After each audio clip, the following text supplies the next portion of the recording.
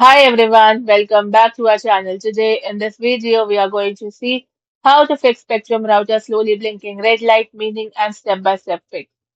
First, let's understand the red light. If it is slow blinking, the router is actively searching for an internet connection but cannot establish a link with the modem and network. If it is solid red, this indicates a critical hardware error or total system failure requiring a replacement. Fix 1. Check for network outages.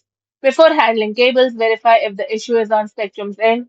Use the cellular data to log into My Spectrum app or check the official Spectrum outage information page.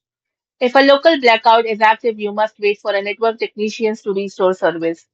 Fix 2. Perform a sequential power cycle. Unplug both the modem and the Spectrum router from their power outlets.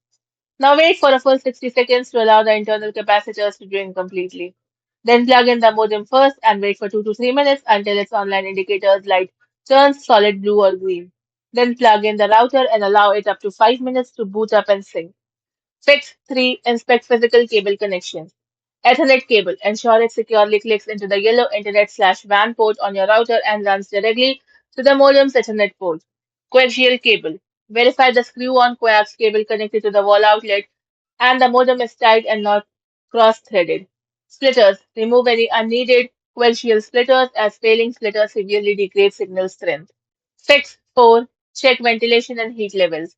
The router will drop internet functionality if its internal components overheat. Ensure the device is placed in an open, well-ventilated space away from direct sunlight, heating vents, or enclosed cabinets. Clear any dust blocking the router's side ventilation slits. Fix 5. Execute a factory reset.